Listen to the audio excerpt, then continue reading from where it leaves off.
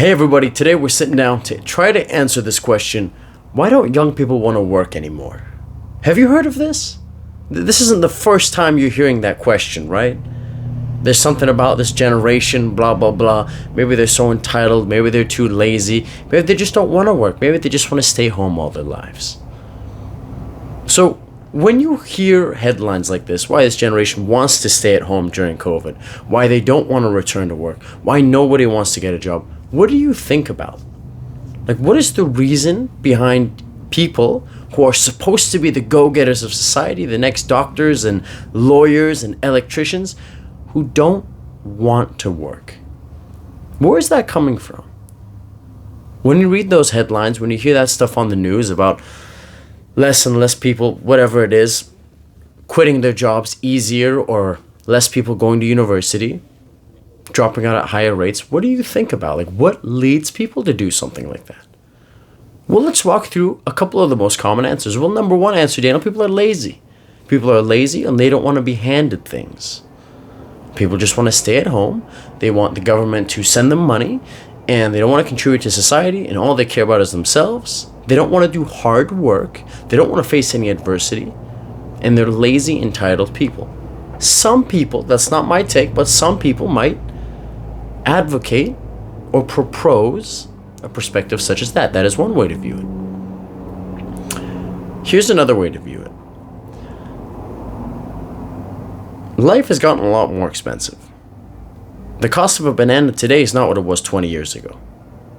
Nor is a degree, nor a house. Okay?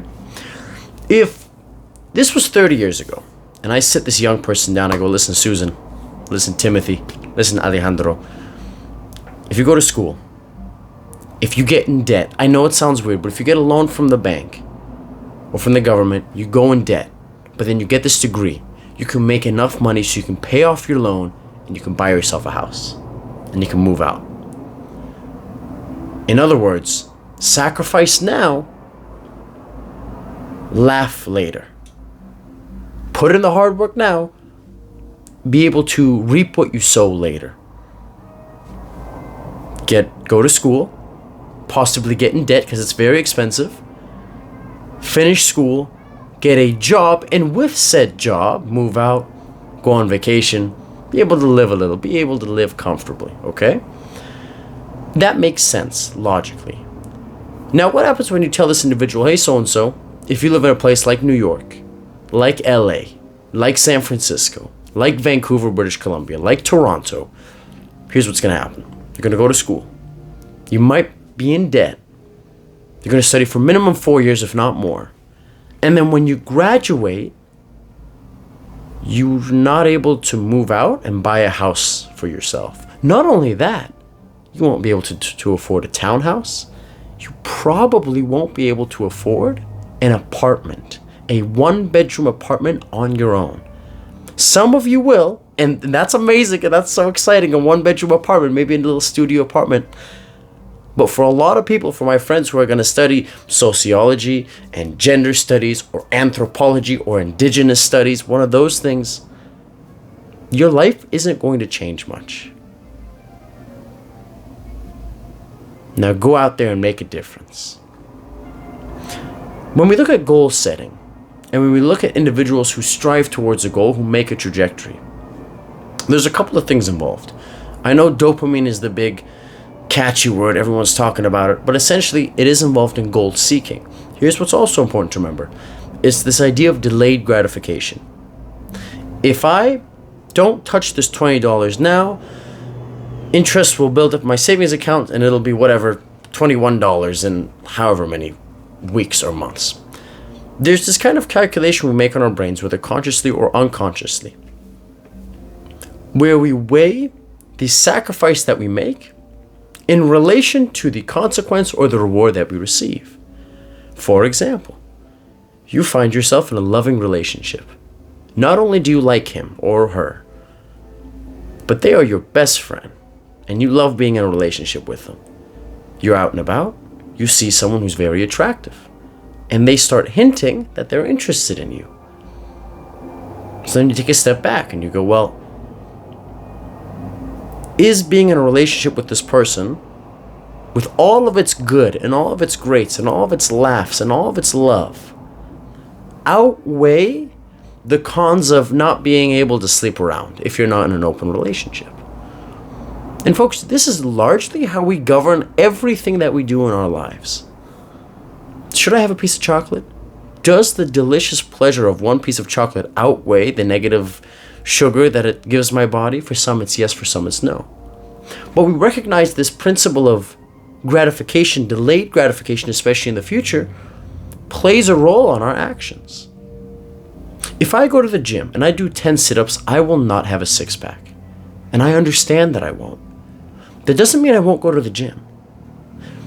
But if you go to the gym for 6 months and you don't see any improvement, forget 6 months, a month or two, and you don't see any improvement in your cardio, no difference in your strength, folks, that's discouraging. So what happens when you go to school? What happens when you get your degree? And what happens when it's not enough to move out? What do you do then? Why don't young people want to work anymore? A lot of people are in a state of hopelessness. But Daniel, there's a lot of places that are hiring. There's 7-Eleven and there's McDonald's. Folks, there's a time and a place in your life to work at those places part-time. It's great when you're in high school. How about when you're ready to move out? Is the salary enough to be able to go to a bank and say, hi, I'd like to purchase a house. Here's my pay stub. How much of a loan can you give me? If I make $50,000 a year, pre-taxes, and I go to the bank and I say, hey, I make $50,000 a year, can I get a loan for my down payment to pay off this mortgage? I want to buy my first house. And they go, okay, well, you make $50,000, we're going to give you 5 times that your loan. We'll help you up to $250,000, okay? How much does a house go for, folks? Okay, if they give you $250,000 and you make $50,000 a year, with that money to try to buy somewhere, all right? And a 1-bedroom apartment is $400,000. What do you do? What are you working for exactly? And you might say, oh, Daniel, it's the long game. It's the long run. That's why you work. The first job isn't going to be great, but then you're going to get promotions, you're going to get this and that, and you're right.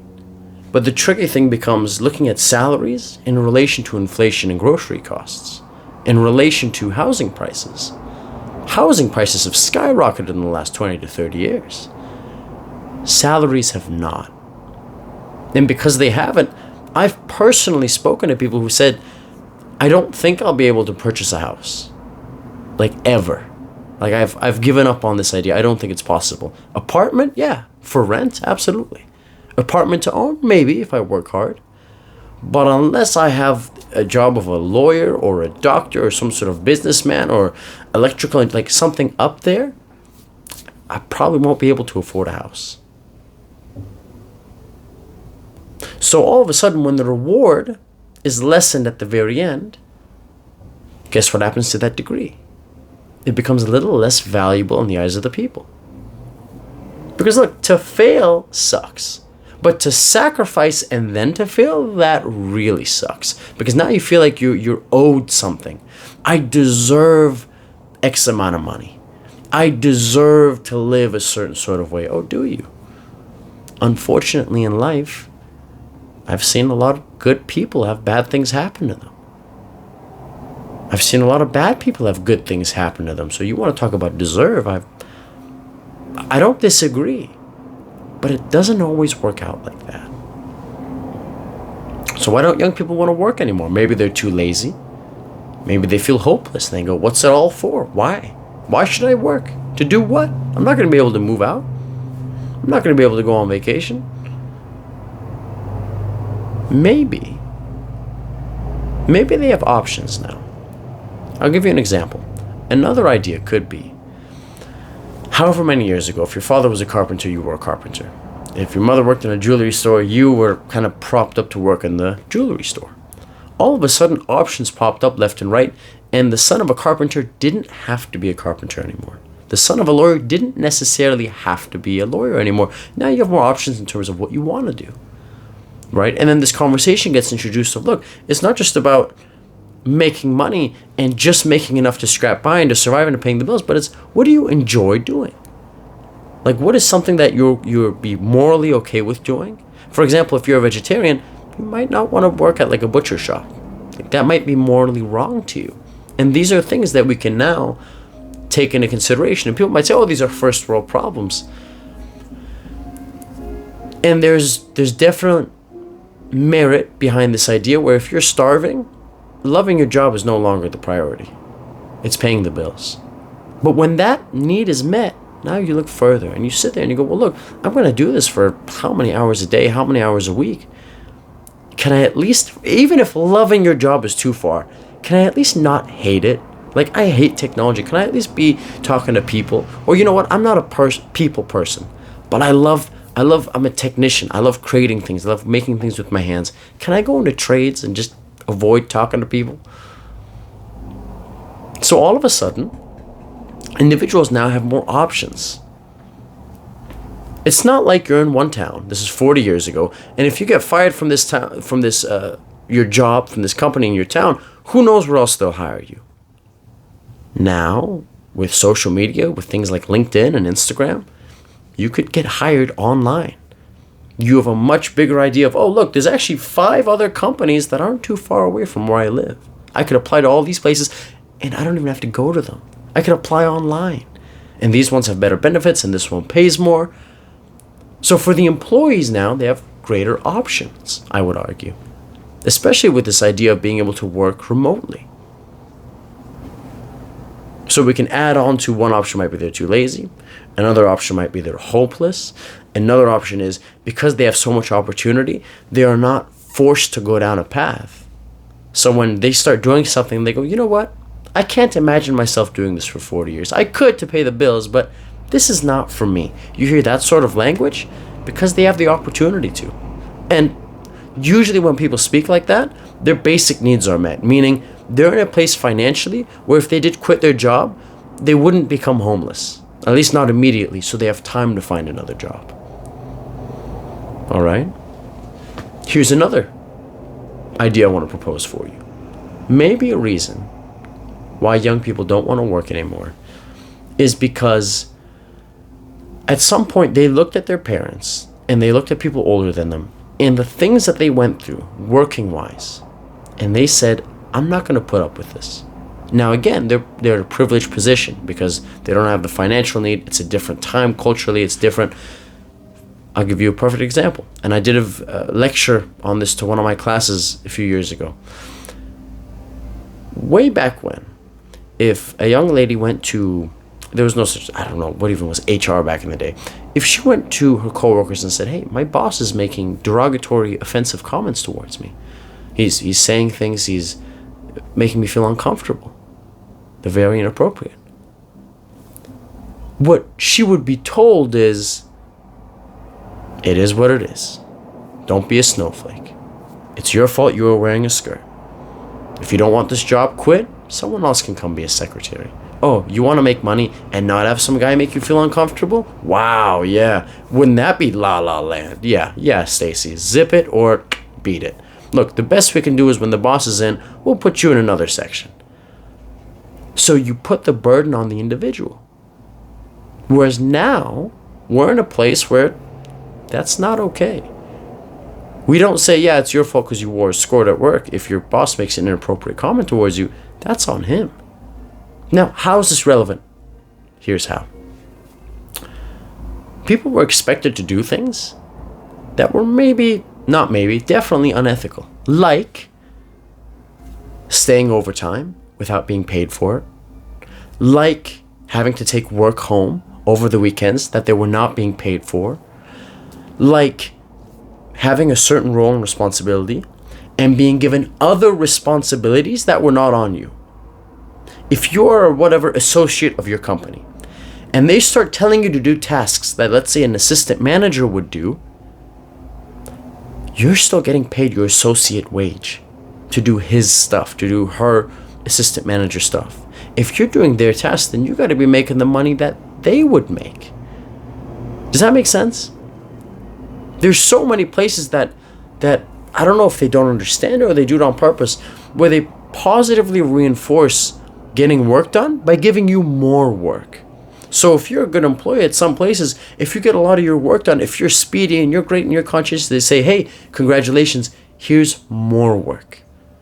So employees would sit there and go, wait, my reward for exceeding in my job is you give me more work to do? Oh, so I'll just slack off, take it easy, go to the bathroom, sit on my phone, watch whatever TikTok and Instagram and whatnot. I won't be the hardest working in the room. Actually, I'll do the opposite.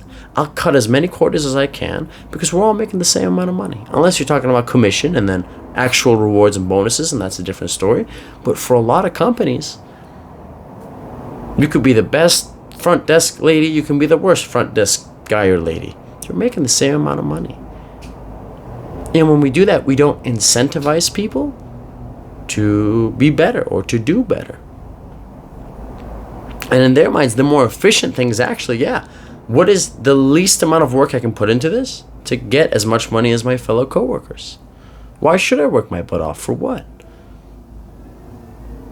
Now we start talking about things like burnout and stress. There are certain things that maybe employers could have employees do 30 years ago. Nobody would bat an eye. But if they did today, it wouldn't go so well.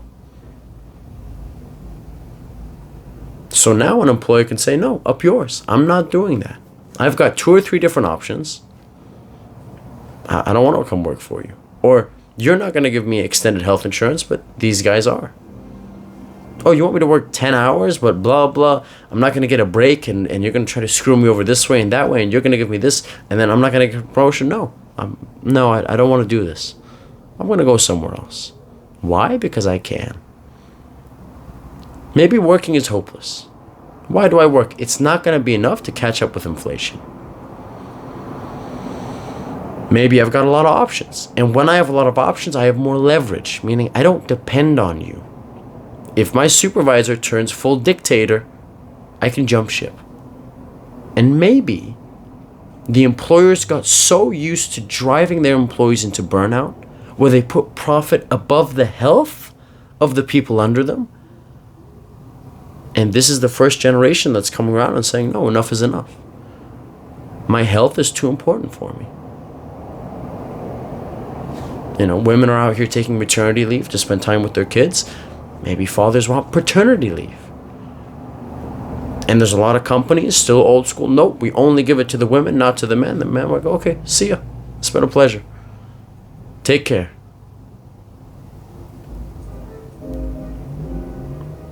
So the question becomes, where are we societally? Where are we as a culture in terms of how much work we want to do and what we want to give in and what we expect back? So we're in this really, really weird place where you have young people who, a lot of my friends, they're motivated and they're excited and they want to start working. But because of barriers, because of questionable rewards and questionable incentives, it is discouraging, or that reward isn't as sweet.